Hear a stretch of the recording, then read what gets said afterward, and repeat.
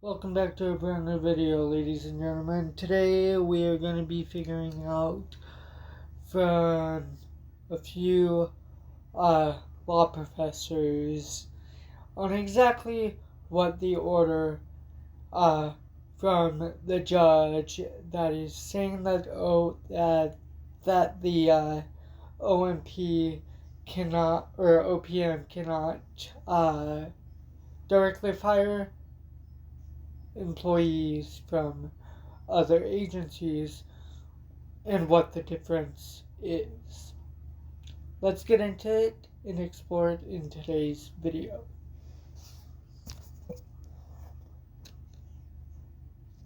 Joining me now are two law professors, former U.S. Attorney Barbara McQuade and Washington Post contributing columnist Natasha Serran. Natasha has also counseled the then Treasury Secretary Janet Yellen. So, Barb, this order says the OPM cannot directly lay off federal employees. However, individual agencies can. What's the difference there? Well, the Office of Personnel Management is a management organization. They are not the bosses of these individuals. And so when they directed the termination of these employees, they lacked authority to do that. Only the agencies themselves have the authority to do that. Now, maybe it is ultimately a distinction without a difference. If they suggest to the agencies that they terminate these employees and then the agencies themselves do this, perhaps that is lawful. You know, Jose, this reminds me an awful lot of Donald Trump's first travel ban. Remember when there was chaos at the borders, 5 days after he had taken office, he issued this thing that said travelers from certain countries could not come into the United States. And it was an absolute mess. And it took him 3 tries until he was able to achieve what he wanted to through a lawful order. It strikes me as something very similar.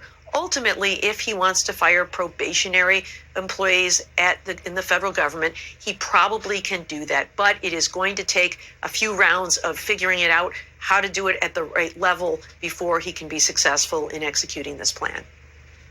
And Natasha, for the first time ever, a DOJ employee is being ordered to provide written discovery and will be deposed. It's in a lawsuit over attempted access to sensitive information, Labor Department systems. How significant is this step toward DOJ transparency?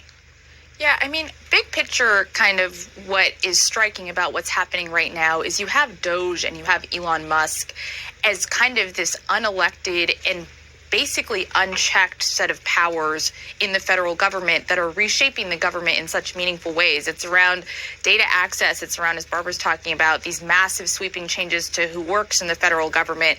It's around whether or not the federal government is going to appropriate dollars that Congress says should go to particular people or to particular countries. And that, all of that is just an incredibly difficult challenge for. The challenge is not just whether the government can do this and whether the executive can do this. As Barbara points out, it's how they're doing it and how they're going about this. And you've seen 35 plus legal challenges across the country. I suspect many more are to come. Yeah, I mean, this whole issue of the unelected powers, I mean, Elon Musk is put in and chosen by the president of the United States, and those efforts are in his name, right? I mean, but I know that you worked in the Treasury Department. You say there's no legitimate reason DOJ should access federal payment systems if the goal is to cut waste, fraud, and abuse. Why not? I mean, you've heard this from Musk and from DOJ that we need access to the pipes of government, these data systems that contain incredibly sensitive information, people's social security numbers. At the IRS, it's people's historical tax returns and all of the information about their interactions with the agency. And the purported claim is that they're trying to get rid of waste, fraud, and abuse in government. Totally reasonable to be concerned about waste, fraud, and abuse. It's just, this is not where you go if that is your concern. And giving political actors, not just about the legality of this, the sort of privacy concerns associated with giving political actors this incredibly sensitive information about each and every American, there is real risk to the way that the federal government works and real impacts that are going to happen to households and people when, for example, tax refunds are delayed because of a particular mistake in a particular set of computer code that someone who had no business being in it because they're not trained and don't have the relevant experience doesn't understand, or social security payments that don't make their way to households because of those sorts of issues.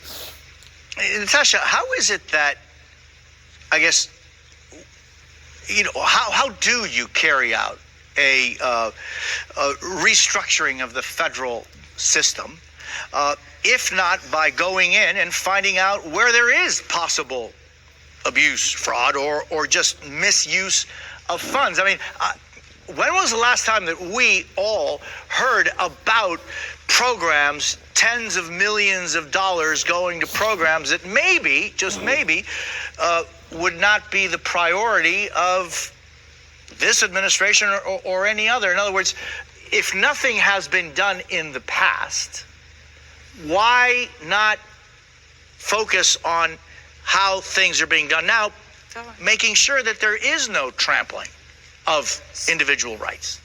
So I am very sympathetic to the idea that there needs to be government reform. I'm super sympathetic to the idea that we need to do more to combat waste, fraud, and abuse. The problem, and the Treasury payment system is a really good example of this, and Doge's attempt to access that system is a really good example. That payment system at Treasury, I worked on payments-related issues in the department for 2 years. I was nowhere near this data system. The reason is that this data system and this infrastructure is incredibly mechanical. It is literally like agencies have told the Treasury and the Bureau of Fiscal Service, dollars need to get out to these individuals, to these government contractors, and essentially the Bureau of Fiscal Service is the one cutting the checks. It's not legal, nor is it proper for the Bureau of Fiscal Service to be the one, nor do they have the information to try to say, oh, am I making the right payments? That is an agency question. And so if you want to go after and try to pursue the ways in which some of these programs might be structured such that people are getting access to funds that they shouldn't be, the relevant thing to do is to be doing that exercise at the agency level. And that's not what's happening with Doge. What they're doing is they're decimating agencies, so they're making it harder to identify cases of fraud.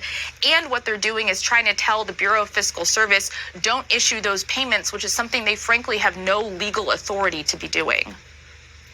And Barbara, talk about legal authority and the relevance of, what do you think the relevance are, the courts are in this particular discussion, when it really is the Congress and the executive and the differences and responsibilities they each have?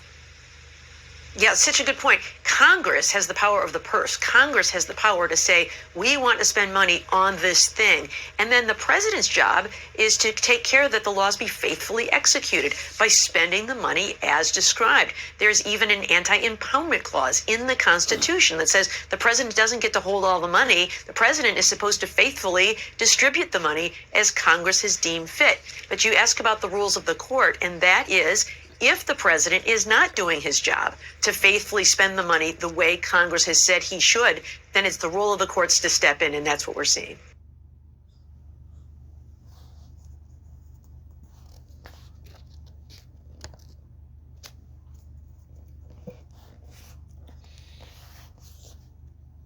And honestly, ladies and gentlemen, I think that this right here, what is happening, constitutes a impeachment.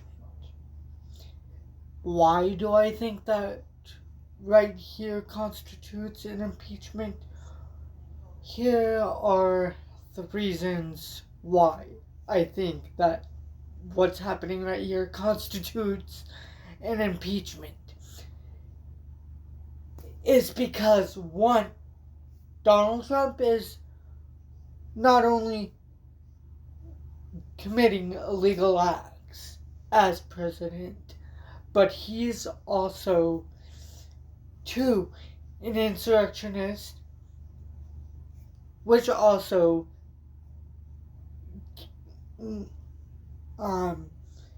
should and does constitute an impeachment.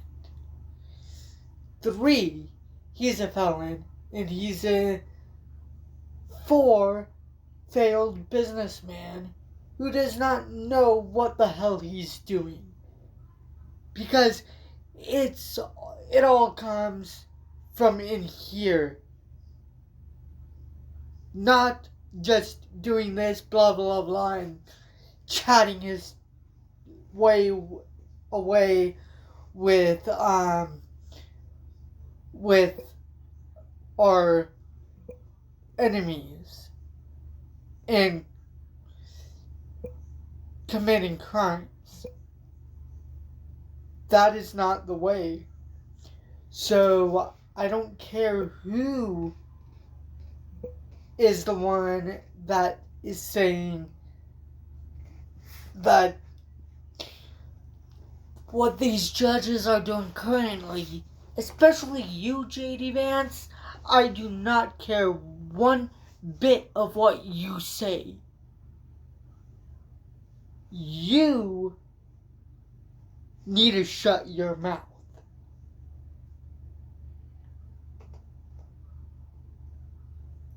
I think that Donald Trump should have never been able to run with his criminal background, and especially Elon Musk. He should not have a place in the government, especially with this fake-ass agency. Thank you everybody for watching. This is gonna do it for today's video. A few things before we do end today's video is, if you did enjoy this video, please, this legal breaking analysis update, please do like, comment, share, subscribe, as well as follow me down below on my social medias. There you guys can be updated instantly on when I've uploaded a analysis video. Another way you guys can stay up to date is if you hit the bell icon that's right next to the subscribe button on the right hand side, and hit the all icon. That way you never miss a brand new video.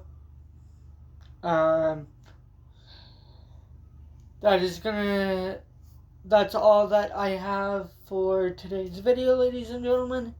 In the meantime, please stay safe, stay healthy, and stay positive, and I will talk to you guys in the next legal breaking analysis reporting video.